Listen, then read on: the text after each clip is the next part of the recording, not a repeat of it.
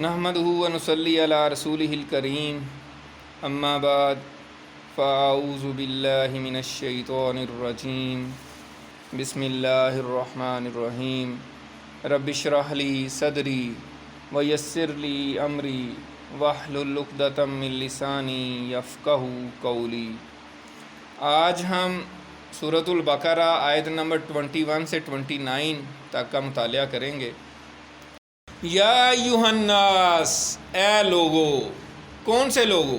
اے مکے کے لوگو، پہلا خطاب۔ دوسرا خطاب اے اہل عرب۔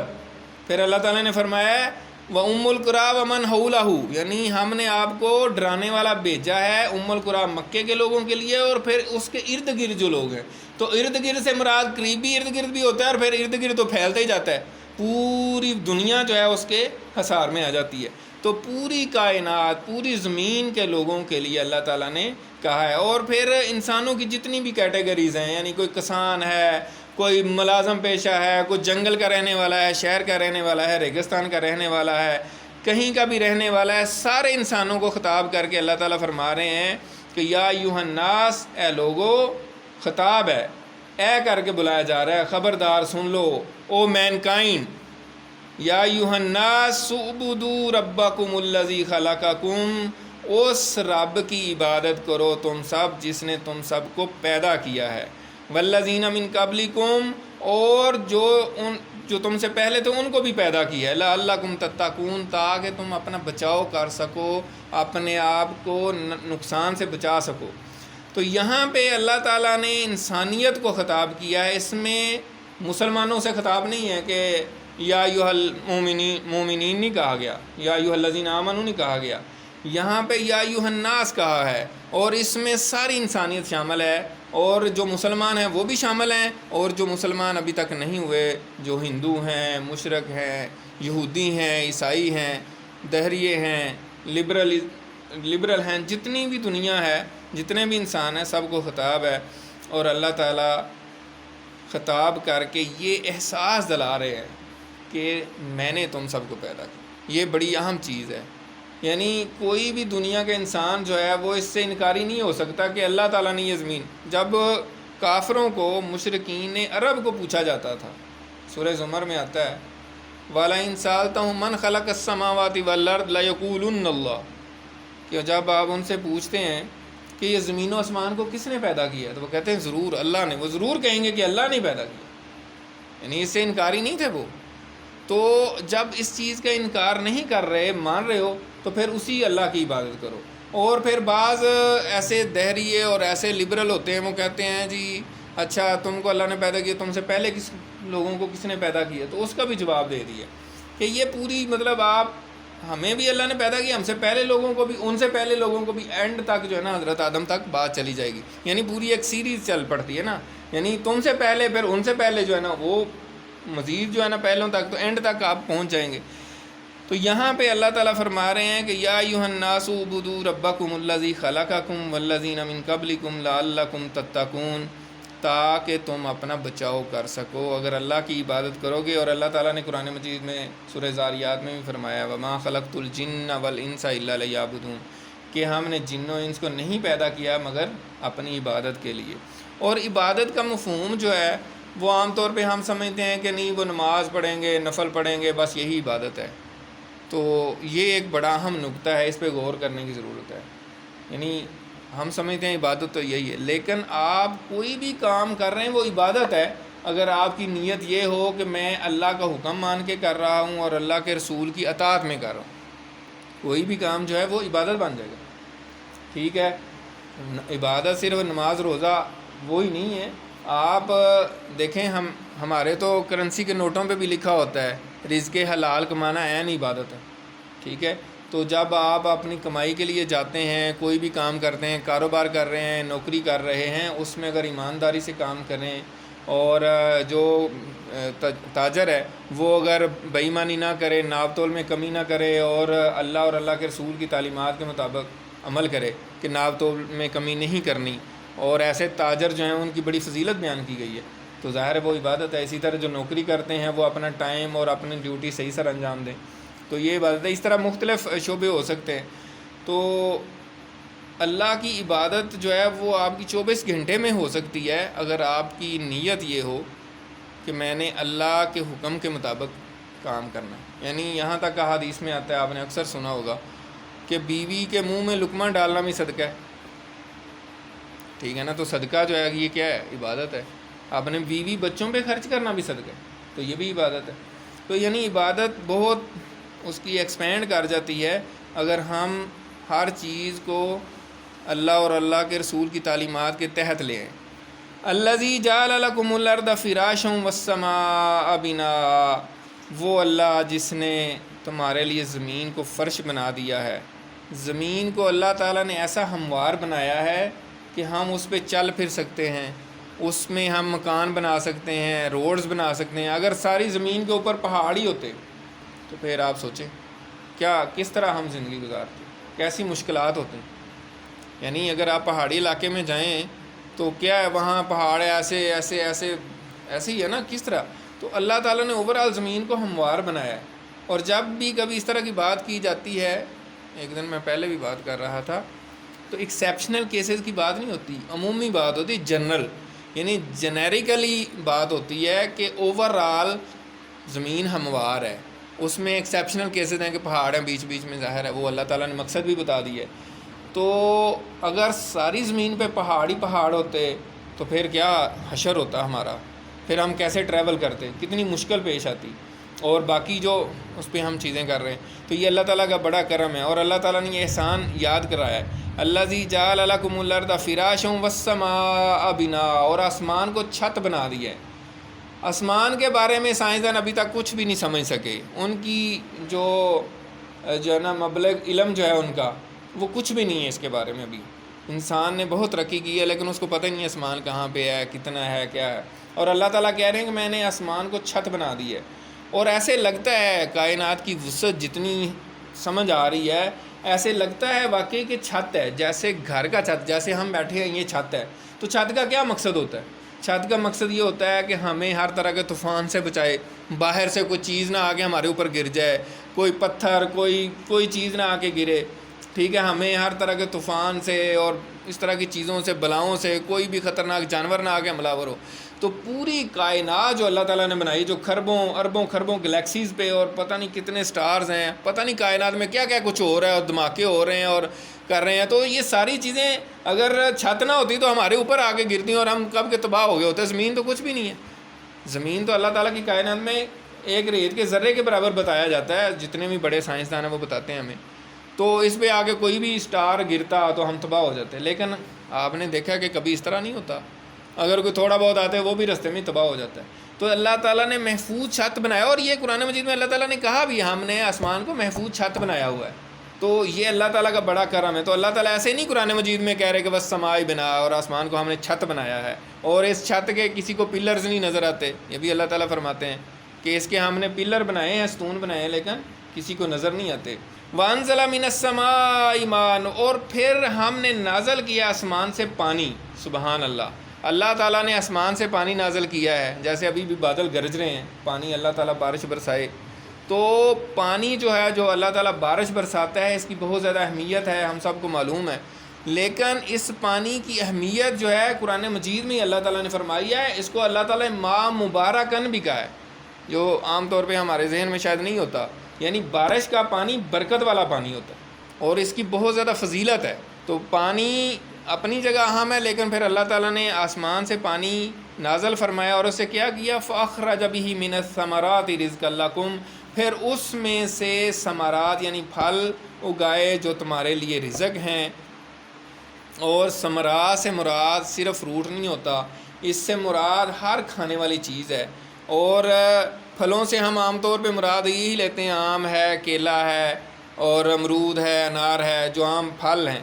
لیکن اگر کسی درخت یا پودے کے تنے کو استعمال کرتے ہیں، جیسے ساگ ہے، گندلوں کا ساگ ہم استعمال کرتے ہیں، ہم تنا استعمال کرتے ہیں، اس کا گندل جو ہوتی ہے وہ تنا ہوتا ہے. اسی طرح پتے استعمال کرتے ہیں، ساگ کے پتے، پالک کے پتے، تو وہ بھی پتے بھی استعمال کر رہے ہیں، یہ بھی ثمرات میں آئے گا. اسی طرح جڑیں استعمال کرتے ہیں، لہسن ہے، پیاز ہے، سوانجنا ہے، ٹھیک ہے، اور اس طرح کی جو بھی چیز، شکر گندی ہے، جتنی بھی جڑیں، آلو ہیں، ٹھیک ہے، شکر گندی ہے، جتنی بھی جڑیں ہیں، یہ بھی پھل ہے.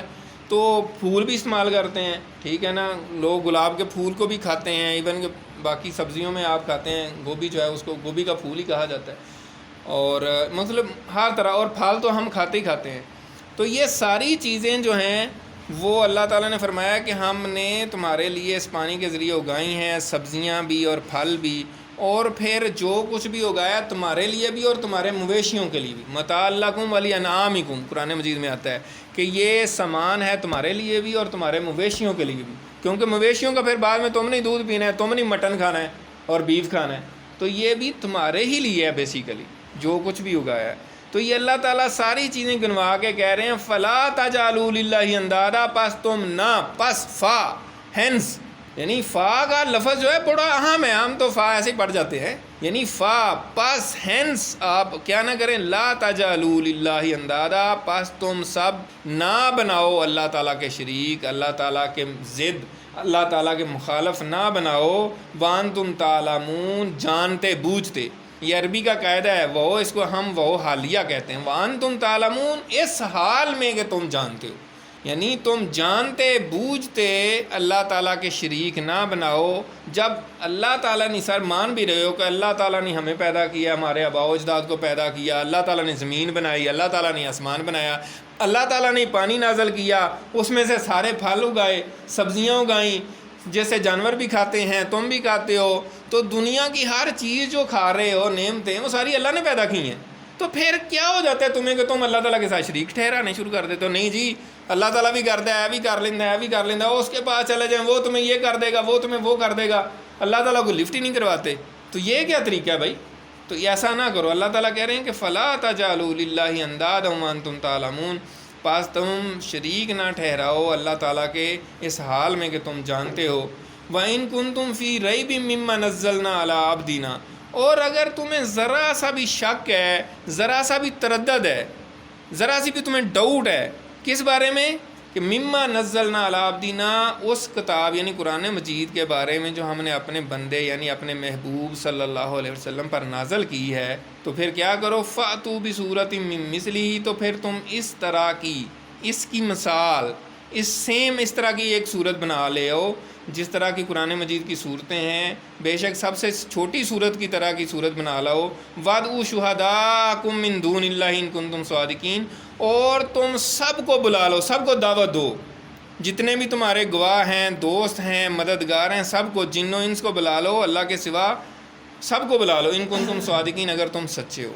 یہاں پہ بڑی دو تین باتیں بڑی اہم، ایک تو یہ ہے کہ اللہ تعالیٰ نے کہا کہ وَإِن كُنتُمْ فِي رَيْبٍ مِّمَّا نَزَّلْنَا عَلَىٰ عَبْدِنَا، اگر تمہیں واقعی حقیقی شک ہے، واقعی تمہیں مسئلہ ہے کہ یہ اللہ کی طرف سے نازل کردہ نہیں ہے، یہ محمد صلی اللہ علیہ وسلم نے تصنیف کی ہے کتاب، تو پھر تم جو ہے نا اس طرح کی ایک کتاب بنا کے لے ہو۔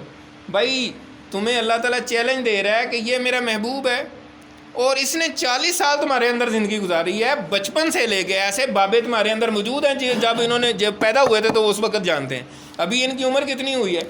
45 سال ہوئی ہے، 50 سال ہو گئی ہے، ایسے بابے موجود ہیں جو جانتے کہ محمد صلی اللہ علیہ وسلم مکہ میں ہی پیدا ہوئے تھے، ٹھیک ہے، اور ان کا کوئی استاد نہیں ہے، کسی نے نہیں ان کو پڑھایا، نہ یہ کہیں پڑھنے گئے ہیں، ٹھیک ہے، اور ایسا کلام پیش کر رہے ہیں کہ تمہارے بڑے بڑے شاعر اور بڑے بڑے ادیب جن کے تم نے کلام جو ہے خانہ کعبہ میں لٹکائے ہوئے ہیں، سبع معلقہ 7 بہترین جو شاعری کا شاہکار کلام ہے ان کو تم نے خانہ کعبہ میں لٹکایا ہوا ہے، تو وہ ان سارے شاعروں کو اکٹھا کر لو اور اس قرآن مجید کی جو سب سے چھوٹی صورت ہے، سورۃ الکوثر ہے، سورۃ العصر ہے، اس طرح کی تم ایک صورت ہی بنا کے لو، لانی اس طرح کی ہے، یہ نہیں ہے کہ عربی کے کچھ الفاظ جوڑ کے آپ کہیں گے جی یہ ہم نے بنا لیا، اگر وہ اس طرح کا کچھ جوڑ جاڑ کے ہمارے نان عرب جو عجم کے لوگ ہیں، ہمارے ہندوستان کے انڈو پاک کے لوگوں کے سامنے بنا کے لے، ہم کہیں یار بنا تو لی ہے اس نے، ٹھیک ہے نا، یہ کوئی نہیں بنائی،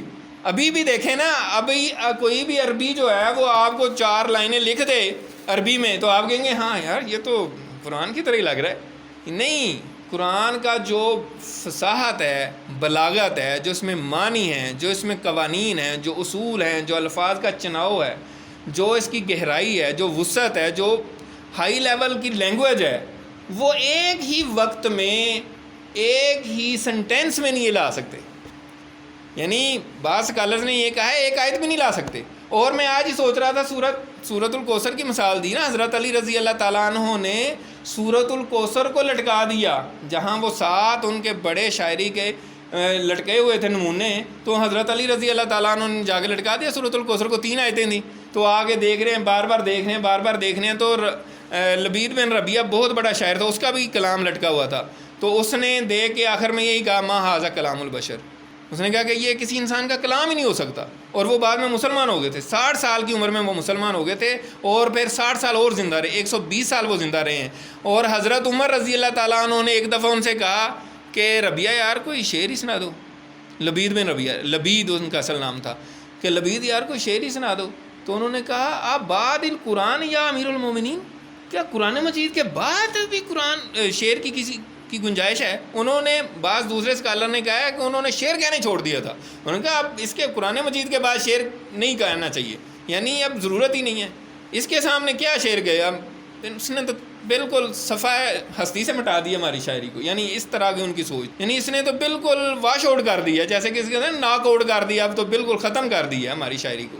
تو یہ قرآن مجید کا اعجاز ہے. اور سورۃ الکوثر کی پہلی آیت کو اگر سوچیں نا, جب ہم نے اس کی تفسیر کی تھی, انا اعطیناک الکوثر, یہ ایک آیت کا مطلب قرآن مجید کی ایک سب سے چھوٹی سورت کی سب سے ایک آیت ہے, اس کا بھی وہ مقابل نہیں لا سکتے. مقابل کیا, الکوثر کا لفظ پوری عربی لینگویج میں الکوثر کا اور کوئی متبادل لفظ ہی نہیں ہے. الکوثر میں جو معنی ہے نا وہ کسی اور لفظ میں ہے ہی نہیں. الکوثر کا مطلب ہے خیر کثیر, دنیا جہان کی خیر, اس کے متبادل اور کوئی لفظ ہی نہیں ہے. یعنی اگر ان سے کہا جائے نا کہ اس آیت کا کوئی متبادل لے ہو تو نہیں لا سکتا کوئی بھی, آج بھی نہیں لا سکتا. انا بے شک ہم نے آتوینا آپ کو مکمل طور پہ گفٹ کر دیا ہے الکوثر, دنیا جہان کی خیر. اب اس کے مقابلے میں کوئی کیا کہہ سکتا ہے؟ کچھ بھی نہیں کہا جا سکتا. اب اور کیا کہا جا سکتا ہے اس کے مقابلے میں؟ تو یعنی یہ ایک مثال ہے کہ اس کا متبادل لانا تو دور کی بات ہے. اس کے یعنی اس کو یوں سمجھیں کہ کوئی بھی چیز ہے آپ بناتے ہیں, اس کے اندر 1000 کوالٹیز اگر ہوں, آپ نے کوئی چیز بنائی, پنکھا ہے جیسے کمپیوٹر ہے, کوئی بھی چیز ہے, اس کے اندر 1000 آپ نے فنکشن رکھے ہیں, کوالٹیز رکھی ہیں, ٹھیک ہے. اور ایک بندے کو کہتے ہیں کہ آپ اس طرح کی چیز بنا کے لے آؤ, تو آپ اس کو کہیں گے کہ اس نے اس طرح کی, تب آپ ماننے گا کوئی بھی بندہ جس کو آپ نیوٹرل امپائر بنا لیں کہ یار آپ جج بن جائیں اور ذرا دیکھیں کہ اس نے اس طرح کی چیز بنائی ہے. اگر اس کے اندر 1000 خوبیاں ہیں تو وہ بندہ جو ہے اس کے قریب یعنی 900 یا 900 950 950 خوبیاں اگر پیدا کر لے گا نا, پھر آپ کہیں گے یار چلو قریب ہے, یعنی اس کی مثال بنا ہی لی اس نے. ایسا ہی ہے نا. اور اگر ایک چیز میں 1000 خوبیاں ہوں اور دوسرا بندہ اس کے اندر 1-2 خوبی بھی نہ پیدا کر سکے, تو پھر کیسی مثال ہو سکتی ہے؟ تو یہ اصل بات ہے. اور لوگوں نے کوشش کی, جیسے مسلمہ کذاب کے بارے میں آتا ہے, اس نے خیر قرآن مجید کی جو ہے نا مقابلہ کرنے کے لیے نہیں, اس نے تو جھوٹا نبوت کا دعویٰ کر کے اوٹ پٹانگ قسم کی شاعری کرنی شروع کی. الفیل مل فیل و مادرا کا مل فیل, ہاتھی, تمہیں کیا پتہ ہاتھی کیا ہے؟ تو بھائی یہ مطلب کیا نکلا ہے؟ یہ کیا تم اوٹ پٹانگ کہہ رہے ہو؟ ہاتھی اور مل ہاتھی, یعنی الفیل ہاتھی, مل فیل تمہیں کیا پتہ کہ ہاتھی کیا ہے؟ وہ مادرا کا مل فیل, اور تم کیا جانو ہاتھی کیا ہے؟ آگے کچھ بھی نہیں, ٹھیک ہے نا. تو اس طرح تو نہیں ہے یعنی کہ تک بندی کر کے. آج بھی جو اچھا کوالٹی کا شاعر ہے نا, اس کے مقابلے میں کچھ ایسے ہی لوگ تک بندی کرتے ہیں نا, تو جو اچھا کوالٹی کا شاعر ہے وہ کہتا ہے یار کی اس نے چول ماری ہے, ٹھیک ہے نا. جو اچھے شاعر ہیں, اب غالب ہے, ٹھیک ہے, اس کی کوالٹی ہے. اگر ایک بندہ ایسے ہی اٹھ کے جی میں شاعر بن رہا ہوں اور 2-3 لفظ جوڑ کے آگے پیچھے گیا جی یار دیکھیں جی میں نے شعر گیا, جو اچھا شاعر ہوگا منہ کے اوپر مارے گا, کہے گا یہ تم نے کیا فضول حرکت کی ہے. تو یہی حال تھا, اصل میں ہم سمجھ نہیں پاتے. تو قرآن مجید جو ہے اتنا بڑا معجزہ اس لیے ہے, اور نبی اکرم صلی اللہ علیہ وسلم کا سب سے بڑا معجزہ ہے کہ جس طریقے سے جب کہا جا رہا ہے نا کہ تم سارے لوگوں کو بلا لو, تو یہ وہی سنیریو ہے جیسے فرعون نے حضرت موسیٰ کے مقابلہ میں سارے لوگ بلا لیے تھے, ٹھیک ہے نا. اس وقت کا جو ہے سب سے بڑا کیا تھا؟ جادو. تو اللہ تعالیٰ نے وہ معجزہ دیا حضرت موسیٰ کو کہ سارے جادوگر حیران رہ گئے, ایسا یعنی ان کا توڑ دیا.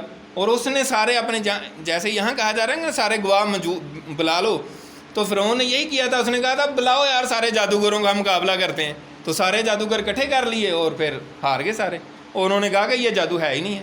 اسی طرح حضرت عیسیٰ علیہ السلام کو اللہ تعالیٰ نے اس وقت طب کا عروج تھا تو وہ معجزہ دے دیا، تو سارے طبیب جو ہے نا حیران ہو گئے کہ یار یہ کیسا طبیب ہے کہ ہاتھ مارتا ہے تو آنکھیں جو ہیں ہی نہیں تو آنکھیں نکل آتی ہیں، اور جو بالکل کوڑی کا مریض ہے اس کو صحیح کر دیتا ہے، اور مردہ کو زندہ کر دیتا ہے، اور مٹی کا پرندہ بنا کے پھونک مارتا ہے پرندہ اڑ جاتا ہے۔ ایسی طب میں نہیں ہو سکتا بھائی، یہ کچھ اور ہی ہے۔ تو یہ چیز جب ان کے سامنے آئی عربوں کے تو پھر انہوں نے تسلیم کی ہے، اور دل سے وہ تسلیم کر رہے تھے کہ یہ اللہ کا کلام ہے، کوئی انسان نہیں بنا سکتا۔ اس لیے اللہ تعالیٰ نے اس بات پہ غور کریں، اللہ تعالیٰ نے جب یہ کہا ہے نا ان کنتم صادقین، لے اور اللہ کے سوا اگر باقی سب کو ملا کے اگر تم سچے ہو، اگر تم سچے ہو، یعنی اللہ تعالیٰ کہہ رہا ہے اگر تم سچے ہو تو پھر لے ہو، یعنی تم سچے نہیں ہو، ایویں جھوٹ بول رہے ہو۔ اگر تم سچے ہوتے تو ایسی بات نہ کرتے، تو تم جو ہے نا جھوٹ بول رہے ہو، تم سچے نہیں ہو۔ فَإِن لَّمْ تَفْعَلُوا، اور اگر تم نہ کر سکو قرآن مجید کے مقابلے میں کوئی صورت بھی بنا کے نہ لا سکو، وَلَن تَفْعَلُوا، اور تم ہرگز نہیں بنا سکتے، سوال ہی پیدا نہیں ہوتا، اٹ از امپاسبل، نہیں کر سکتے تم۔ یہ اللہ تعالیٰ نے چیلنج کیا ہے، اور کبھی بھی نہیں کو کر سکا، لوگوں نے کوششیں کی ہیں۔ یعنی بعض مفسرین نے بتایا ہے، پہلے بھی ہماری اس موضوع پہ بات ہوئی تھی، کچھ دوست کہہ رہے تھے کہ کچھ لوگوں نے کوشش کی لیکن وہ نہیں بنا سکے، جیسے اس کی بات ہوئی مسلمہ کذاب ہے، کچھ لوگوں نے جو ہے نا منصور حلاج کی بات کی ہے، یا ابن مقفع ایک بندہ تھا اس نے کوشش، مطلب مختلف لوگوں نے کوششیں کی ہیں، لیکن وہ کوئی اس کا عشر عشیر کیا ہزارواں حصہ کیا اس کا بھی مقابلہ نہیں کر سکا، تو نہیں بنا سکے۔ تو اللہ تعالیٰ نے اس لیے 1450 سال پہلے کا بتایا ہوا ہے کہ تم نہیں بنا سکتے، اور اس وقت کے عرب اگر نہیں بنا سکے، آپ کہہ سکتے ہیں کہ جی وہ تو دور جاہلیت تھا، فلاں تھا، آج کا ماڈرن دور، سائنٹیفک دور، بڑے اسکالرز، بڑے ادیب، بڑے جناب کمال کے شاعر ہیں اور کمال کے ادیب ہیں، تو ابھی سب کو اکٹھا کر لیں، ابھی سارے جنات اور سارے انسان اور سارے مشرک اور ہندو اور عیسائی اور یہودی جو بڑے بڑے دنیا کو چلا رہے ہیں اور دنیا کو انہوں نے قابو کیا ہوا ہے، ان کو کہیں سارے اکٹھے کر لیں، سارے اکٹھے ہو جائیں اور قرآن مجید کا مقابلے کی چیز بنا لیں۔ لوگ کہتے ہیں جی وہ اسرائیل نے بنائی ہے، پتہ نہیں قرآن مجید بنا لیا ہے کہ کیا بنا لیا ہے، وہی بات ہوگی نا کہ آپ اس طرح کی عبارت تھوڑے بہت لفظ جوڑ کے بنا کے لیں، تو وہ تو کوئی بھی عربی ایکسپرٹ جو بندہ ہے، جو ادیب عربی کا ہو صحیح جینون، جس کو عربی میں مہارت حاصل ہے، جو عربی کا ادیب ہے اور عربی کا شاعر ہے، آج بھی جو عرب کے اچھے شاعر ہیں اس کے سامنے کسی بھی بندے کا بنایا ہوا قرآن یا سورت جو ہے نا اس کے سامنے رکھیں، کہیں گے یار اس نے یہ سورت بنائی ہے، وہ اس کے منہ پہ نہ مارے تو مجھے آگے پکڑ لینا، وہ کہے گا یہ کہ اس میں تو ہزار خرابی ہیں، ہزار کمی ہیں، ہزار خامی ہیں، یعنی وہ صحیح نہیں ہو سکتی۔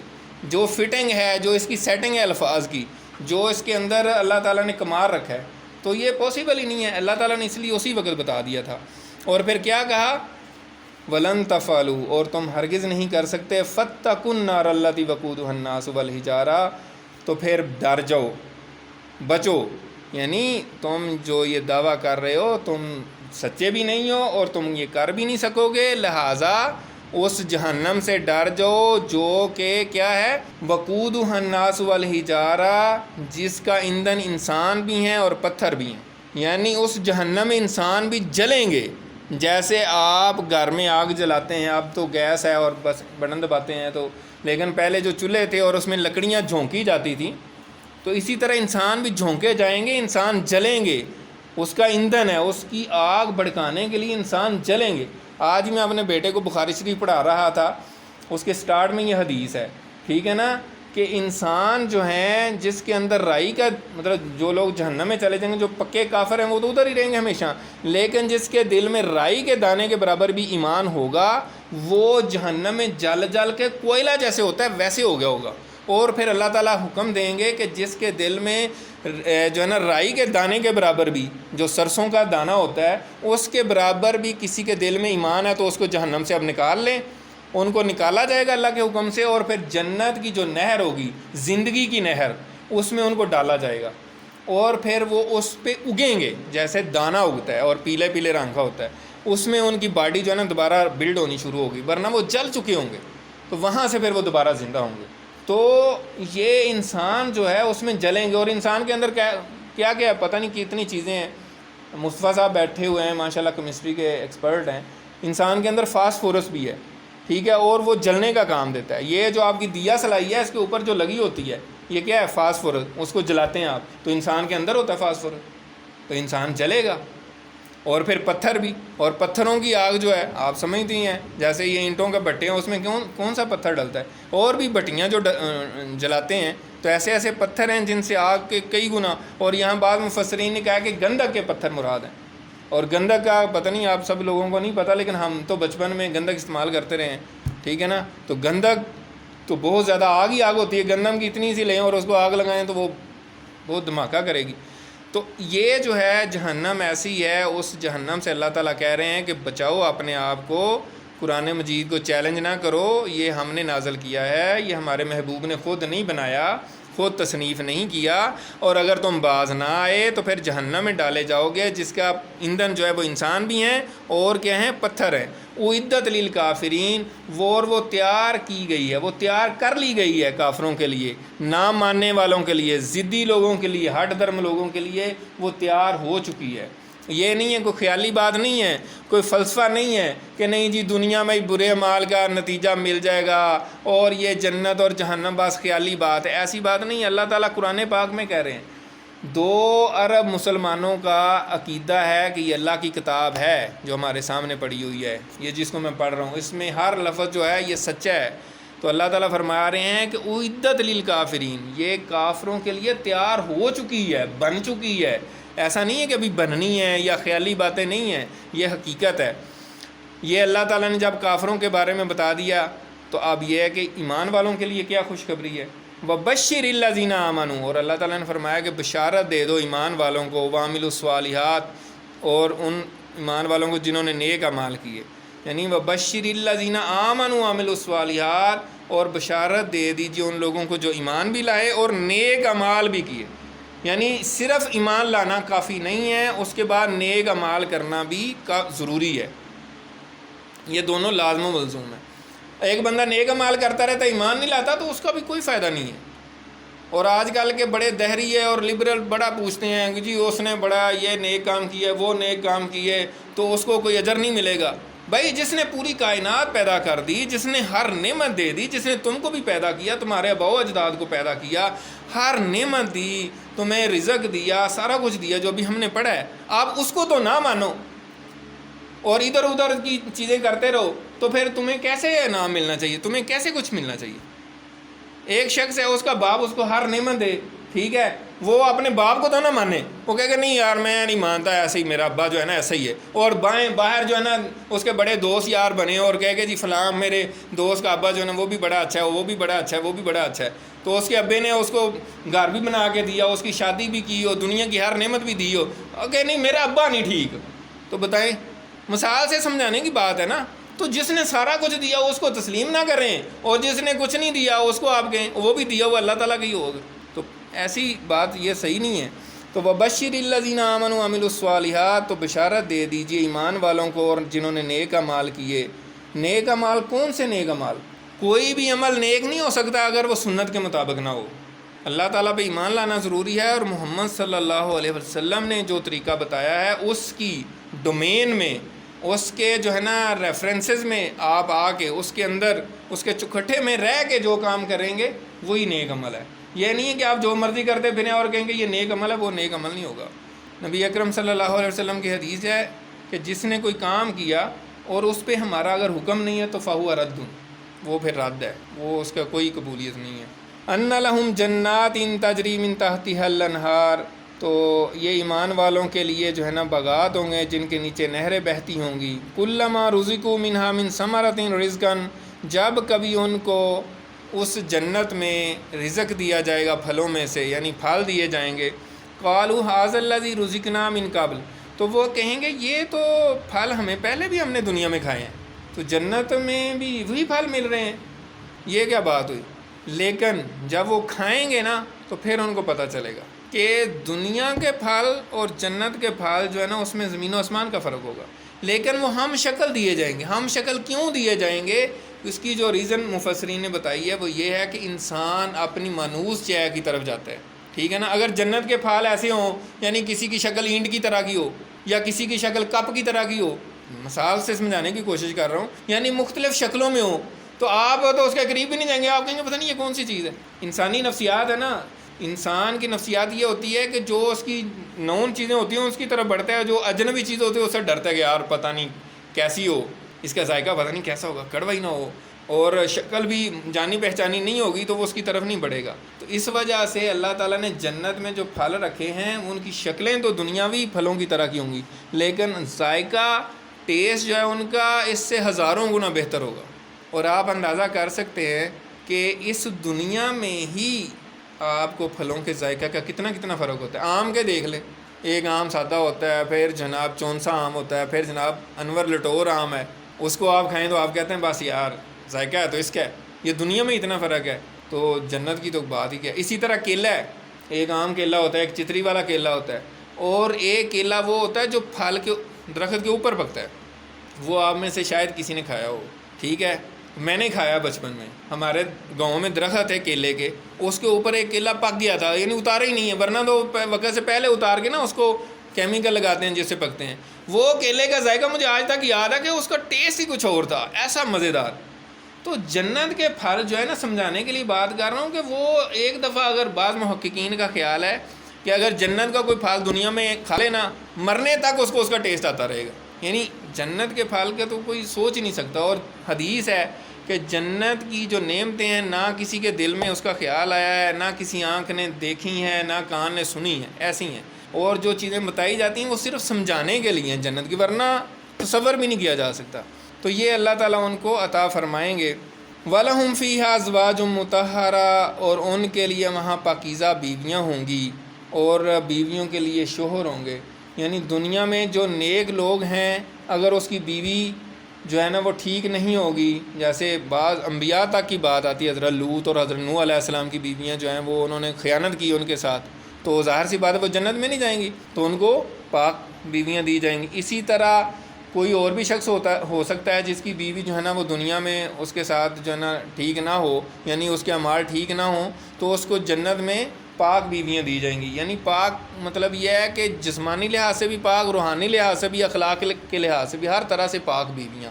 اور اسی طرح ایسی بیویاں نیک خاتون جو ہوگی جس کا شوہر دنیا میں ٹھیک نہیں ہوگا، ٹھیک ہے، اس کے اعمال ٹھیک نہیں ہوں گے، وہ جہنم والے کام کرتا ہوگا، تو اس کو پھر پاک شوہر عطا کیے جائیں گے۔ ازواج کا میں نے بتایا تھا کہ دونوں طرف مطلب ہے، ہاں دونوں سپوسز جو ہے نا وہ ہوں گے، تو دونوں طرف اس میں مطلب آتا ہے۔ وَهُمْ فِيهَا خَالِدُونَ، اور اس میں وہ ہمیشہ رہیں گے، ان کو یہ ٹینشن نہیں ہوگی کہ یار یہ تھوڑے دنوں بعد جو ہے نا یہ مال کے مکان مجھ سے خالی کروا لے گا گھر۔ جیسے دنیا میں تو ہم ایسی ٹینشن میں رہتے ہیں کہ جو کرائے پہ رہ رہا ہوتا ہے وہ جی خالی کریں، ٹھیک ہے، یا دنیا میں ہمیں ہوتا ہے یار جاب ختم ہو گئی تو یہاں سے بوری بسترا اٹھا کے ہم کہیں اور چلے جائیں گے، تو وہاں جنت میں ایسا کوئی نہیں ہوگا، آپ ہمیشہ وہاں رہیں گے۔ ان اللہ لا یستحیی ان یضرب مثلا ما بعوضۃ فما فوقها، اب جو ہے نا مضمون تھوڑا سا چینج ہو رہا ہے کہ بے شک اللہ تعالیٰ حیا نہیں فرماتا، شرماتا نہیں ہے، ان یضرب مثلا کہ وہ کوئی مثال بیان کرے، ما بعوضۃ کسی مچھر کی، فما فوقها یا اس سے بھی چھوٹی چیز کی، یا اس سے بھی اوپر کی چیز کی۔ اب یہاں پہ اللہ تعالیٰ نے یہ بات کی ہے کہ اللہ تعالیٰ اس طرح کی مثالیں بیان کرنے سے شرماتا نہیں، اس کی بیک گراؤنڈ کیا ہے؟ اصل میں سورت جو ہے نا یہ مدنی ہے، اور پورا قرآن جو مکہ میں نازل ہو چکا تھا، 86 صورتیں مکہ میں نازل ہو چکی تھیں، سورۃ البقرہ ہم پڑھ رہے ہیں، یہ 87 صورت ہے، تو ان میں اللہ تعالیٰ نے مکڑی کی بھی مثال بیان کی ہے اور مکھی کی بھی مثال بیان کی ہے۔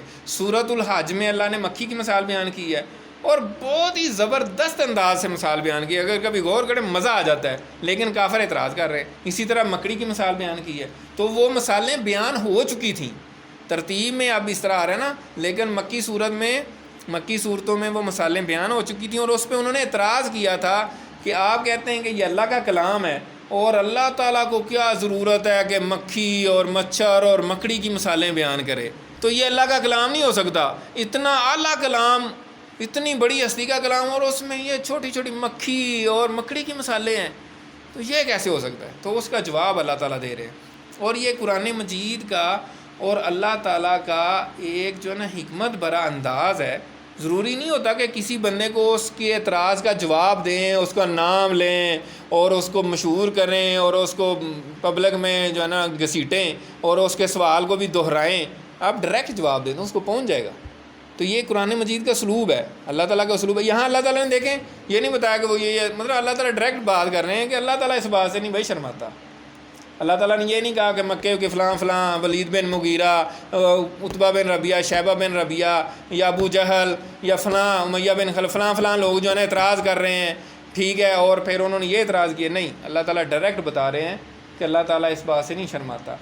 تو سورۃ الحج میں اللہ تعالیٰ نے جو مثال بیان کی بڑی زبردست، وہ اعتراض کر رہے تھے کہ اللہ تعالیٰ ایسی مثالیں کیوں بیان کر رہا ہے اتنی حقیر چیزوں کی۔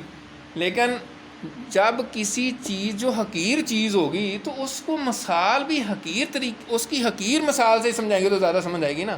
اللہ تعالیٰ نے بتایا ہے سورۃ الحج میں کہ یہ جن بتوں کو پوجتے ہیں وہ اتنے نکمے اور اتنے یعنی کہ کچھ بھی نہیں کر سکتے، اور یہ جو پوجتے ہیں یہ بھی اتنے وہ ہیں کہ اگر ان کے جن کو انہوں نے خدا بنایا ہوا ہے، معبود بنایا ہوا ہے، کہ ان کے اوپر اگر مکھی بیٹھ جائے تو اس کو ہٹا نہیں سکتے، اور یہ مکھی پیدا بھی نہیں کر سکتے، ٹھیک ہے نا۔ یہ کہتے ہیں جی یہ ہمیں یہ دے گا وہ دے گا، بھئی یہ تو مکھی نہیں پیدا کر سکتے، اور انہوں نے کیا کرنا ہے؟ اور چلو مکھی پیدا کرنا تو دور کی بات ہے، اگر مکھی ان سے کوئی چیز چھین کے لے جائے نا تو یہ واپس نہیں لے سکتے۔ کیا بات ہے یار، زبردست مثال ہے۔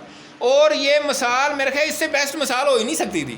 اب اللہ تعالیٰ کیا کہتا کہ یہ تمہارے جو بت ہیں جناب، اس پہ ڈائنوسار آئے اور پھر ان سے کوئی چیز لے جائے تو پھر ان سے نہیں چھین سکتے، تو کی نہیں بنتی۔ مطلب اللہ تعالیٰ نے تو بیسٹ جو اگزامپل تھی جس کو آپ سمجھ بھی سکیں اور پریکٹیکل ہو اور بالکل یوزفل ہو، وہ واقعی ایسا ہوتا ہے کہ وہ مکھی بیٹھ جائے تو کون وہ ہٹا سکتے ہیں؟ زندہ انسان تو ایسے ایسے کر کے ہٹا دے گا، ٹھیک ہے نا، لیکن یہ تو نہیں ہٹا سکتے، نہ پیدا کر سکتے۔ تو ہم نے ان کو کیا بنایا ہوا ہے؟ اور اسی طرح اللہ تعالیٰ نے مکڑی کی پوری صورت ہے عنکبوت، اس میں مثال بنائی ہے، بیان کی ہے کہ ان کی جو مثال ہے نا، یہ جن کو پوچھتے ہیں مکڑی کے جالے کی، یعنی سب سے کمزور ترین گھر جو ہوتا ہے وہ مکڑی کا گھر ہوتا ہے۔ جالا لگا ہوا ہے، آپ ایسے ہی کرتے ہیں تو اتر ختم ہو جاتا ہے۔ تو ان کے جو معبود ہیں ان کی مثال بھی یہی ہے۔ تو بیسٹ ایگزامپلز اللہ تعالیٰ نے دی ہیں تاکہ انسان سمجھے، اور وہ اعتراض کر رہے تھے۔ تو اللہ تعالیٰ نے یہاں پھر کہا کہ یار اللہ تعالیٰ نہیں شرماتا اس سے کہ مکھی یا مچھر کی مثال بیان کرے یا اس سے بھی چھوٹی چیز کی، فما فو کہا۔ تو بعض پھر محققین نے کہا ہے کہ مچھر جو ہوتا ہے نا، ایک تو عام اس کی جو تشریح مفسرین نے کی وہ یہی ہے کہ مچھر سے بھی چھوٹی کسی چیز کی مثال بھی بیان کر سکتا ہے اللہ تعالیٰ، اس سے بھی نہیں شرماتا، یا اس سے بڑی۔ اور فو کہا کا اگر لفظی ترجمہ کریں نا تو اس کا مطلب بنتا ہے جو اس کے اوپر ہے، ہاں اس کی طرف جا رہی مچھر کی طرف۔ تو بعض محققین نے کہا ہے کہ مچھر کے جو جوں ہوتی ہے مچھر کی، یعنی کوئی بہت بیکٹیریا لیول کی بہت چھوٹی سی چیز ہوتی ہے جو مچھر کے اوپر ہوتی ہے، تو اللہ تعالیٰ اس کی یعنی اس مچھر کی مثال بھی بیان کرنے سے نہیں شرماتا، اور اس سے چھوٹی چیز جو اس کے اوپر ہے، یعنی جو اس کی جوں ہے، جو بیکٹیریا لیول کی کوئی چیز ہو سکتی ہے۔ اور آپ کو پتہ ہے ہم آج سائنس کے دور میں بیٹھے ہوئے ہیں کہ بیکٹیریا جو ہے وہ بھی بہت بڑا ہوتا ہے وائرس کے مقابلے میں۔ یعنی ایک بھینس ہے، جیسے بھینس کے اوپر جو اگر مکھی بیٹھی ہو نا، سمجھ لیں بھینس جو ہے وہ بیکٹیریا اور وائرس جو ہے وہ اوپر اس کے اوپر جوں ہے۔ تو اتنا فرق تو ان ایسی یعنی مخلوقات میں جو نظر نہیں آتی۔ اور آگے پھر لوگوں نے لطیفہ بھی بنائے ہوئے ہیں، کہتے ہیں یار وہ کہتے ہیں جی آپ پانی میں جناب فلاں میڈیسن ڈالیں سارے بیکٹیریا مر جائیں گے۔ وہ کہتے ہیں یار بیکٹیریا مر تو جائیں گے لیکن ان کی ہڈیاں تو اندر ہی رہ جائیں گی۔ تو یعنی کہنے کا مطلب یہ ہے کہ یہ بھی اللہ تعالیٰ کی مخلوقات ہیں اور ہمیں نظر نہیں آ رہی نا، تو اس سے بھی چھوٹی ہیں، بیکٹیریا سے بھی چھوٹی ہیں۔ تو اللہ تعالیٰ کسی مثال سے شرماتا نہیں ہے۔ فَأَمَّا الَّذِينَ آمَنُوا فَيَعْلَمُونَ أَنَّهُ الْحَقُّ مِن رَّبِّهِمْ، پس وہ لوگ جو یقین رکھتے ہیں، ایمان رکھتے ہیں، وہ جانتے ہیں کہ یہ حق ہے ان کے رب کی طرف سے، یعنی ان کے ایمان میں اضافہ ہوتا ہے، وہ مان لیتے ہیں کہ یار بالکل صحیح مثال اللہ تعالیٰ نے بیان کی ہے۔ وَأَمَّا الَّذِينَ كَفَرُوا، اور جہاں تک تعلق ہے نہ ماننے والوں کا، کافروں کا، فَيَقُولُونَ مَاذَا أَرَادَ اللَّهُ بِهَذَا مَثَلًا، وہ کہتے ہیں اللہ تعالیٰ کی اس مثال سے کیا مراد ہے، اللہ تعالیٰ نے ایسی مثالیں کیوں بیان کی ہیں۔ یُضِلُّ بِهِ كَثِيرًا وَيَهْدِي بِهِ كَثِيرًا، تو اللہ تعالیٰ ایسی مثالوں سے کچھ لوگوں کو تو گمراہ کر دیتا ہے اور کچھ کو ہدایت دیتا ہے، یعنی بہت سے لوگوں کو گمراہ کر دیتا ہے اور بہت سے لوگوں کو ہدایت دیتا ہے۔ گمراہ کون ہوتے ہیں؟ جو ٹیڑھی راہ پہ چل رہے ہوتے ہیں، جن کو اللہ تعالیٰ کی ہر بات پہ اعتراض ہے، جو ماننا نہیں چاہ رہے، ضد کرتے ہیں اور ہٹ درم ہے، وہ کہتے ہیں نہیں جی نہیں ایسے ہی لگے ہیں، یا ایسے ہی قرآن مجید میں اللہ تعالیٰ نے ایسی باتیں کی ہیں، اور یا مولویوں نے ایسے بنایا ہوا ہے، تو وہ ماننے کو تیار نہیں ہے، تو وہ پھر گمراہ ہو جاتے ہیں۔ لیکن جو نرم دل ہیں، جو کہتے ہیں اللہ اور اللہ کے رسول نے جو بتایا ہے ہم تو بھائی مانتے ہیں، ہم تو اس پہ کوئی وہ نہیں کرتے، تو اللہ تعالیٰ ایسے لوگوں کو ہدایت دیتا ہے۔ وما يضل به الا الفاسقین، اور اللہ تعالیٰ گمراہ نہیں کرتا مگر فاسق لوگوں کو۔ فاسق کون ہوتا ہے؟ جو نافرمان ہے، جو ہٹ درم ہے، جو ضدی ہے، جو سرکش ہے، جو اللہ کے حکموں کو نہیں مانتا، وہ فاسق ہوتا ہے۔ اور آگے پھر اللہ تعالیٰ نے مزید اس کو ڈیفائن کر دیا ہے، الذین ینقضون عہد اللہ من بعد میثاقہ، کہ ایسے لوگ فاسق ہوتے ہیں جو اللہ تعالیٰ کے عہد کو توڑ دیتے ہیں پختہ کرنے کے بعد۔ یعنی یہ کون سا عہد ہے؟ مفسرین نے بتایا کہ جب حضرت آدم علیہ السلام کو اللہ تعالیٰ نے پیدا کیا تھا تو ساری انسانیت کی روحیں اس میں سے نکالیں اور پوچھا الستُ بربکم، کیا میں تمہارا رب نہیں ہوں؟ تو سب نے کہا تھا قالوا بلا، کیوں نہیں؟ اور اس وقت ہی اللہ تعالیٰ نے عہد دیا تھا کہ دنیا میں تم نے میری عبادت کرنی ہے، مجھے وحدہ لا شریک ماننا ہے۔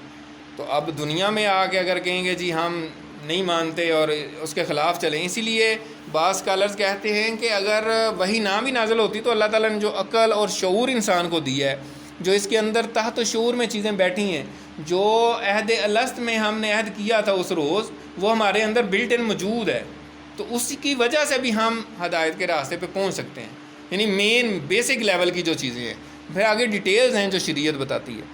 تو اس وجہ سے یہاں اللہ تعالیٰ نے فرمایا ہے کہ یہ فاسق لوگ وہ ہوتے ہیں جو اللہ کے عہد کو توڑتے ہیں پختہ کرنے کے بعد، وَيَقْطَعُونَ مَا أَمَرَ اللَّهُ بِهِ أَن يُوصَلَ، اور کاٹ ڈالتے ہیں اس چیز کو جس کے جوڑنے کا اللہ تعالیٰ نے حکم دیا ہے۔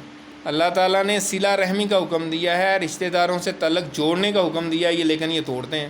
اور بھی جو چیزیں ہیں اللہ تعالیٰ نے حکم دی ہیں وہ یہ توڑ دیتے ہیں۔ تو اس وجہ سے یہ جو ہے نا، یہ فاسقوں کی اللہ تعالیٰ نے نشانی بتائی ہے۔